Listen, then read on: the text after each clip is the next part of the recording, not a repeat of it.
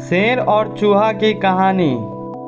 एक बार की बात है, जंगल का राजा शेर खा पी कर आराम से एक पेड़ की छांव में सो रहा था। तभी कहीं से एक नटखट चूहा वहां आ पहुंचा और खेलने लगा। खेलते खेलते वह शेर के ऊपर चढ़ गया। कभी वह शेर की पीठ पर दौड़ता तो कभी सिर पर चढ़ जाता। कभी वह उसके कान पर झूलता तो कभी पूंछ से खेलता। उसे बड़ा मजा आ रहा था और उसकी उछल कूद बढ़ती जा रही थी। नटखट चूहे की धमा चौकड़ी से शेर की नींद टूट गई। आँख खोलकर उसने देखा कि एक छोटा सा चूहा उसके ऊपर खेल रहा है। उसे बहुत गुस्सा आया और उसने चूहे को अपने पंजे में दबोच लिया। शेर के पंजे में आते ही चूहा डर गया और थर थर कांपने लगा। शेर बोला, बदमाश चूहे, तेरी इतनी हिम्मत कि तू जंगल के राजा शेर की नींद में खलल डाले। अब तेरी खैर नहीं, मरने के लिए तैयार हो जा। अब मैं तुझे मार कर खा जाऊंगा। मौत सामने देख चूहा गिड़गिड़ाने लगा। वनराज, मुझे क्षमा कर दे, मुझसे बहुत बड़ी भूल हो गई। मुझ जैसे छोटे से प्राणी को खाकर आपको क्या मिलेगा? आपका पेट तो भर नहीं पाएगा।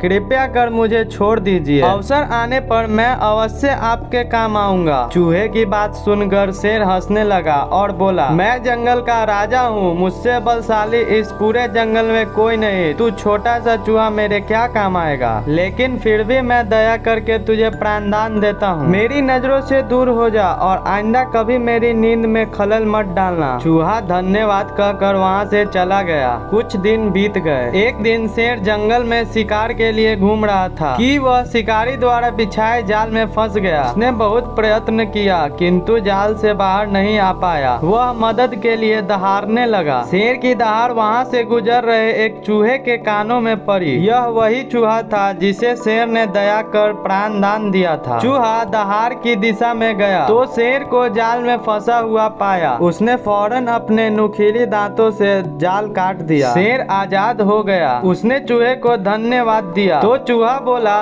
वनराज, आप शायद मुझे भूल गए हैं। मैं वही चूहा हूँ जिसे आपने प्राणदान दिया था। मैंने आपको कहा था कि किसी दिन मैं अवश्य आपके काम आऊंगा। देखिए, आज मैं आपके काम आ ही गया। शेर को वह दिन याद आ गया और उसे उस दिन की अपनी सोच पर बहुत पछतावा हुआ कि जिस चूहे को उसने तुच्छ समझा था, आज उसी की सहायता से वह शिकारी से बच पाया है। आज की इस कहानी से हमें दो सीखें मिलती हैं। पहला, बाहरी स्वरूप देखकर किसी की योजना का आकलन नहीं करना चाहिए और दूसरा, उपकार कभी व्यर्थ नहीं जाता। किसी न किसी रूप में उसका फल अवश्य प्राप्त होता है।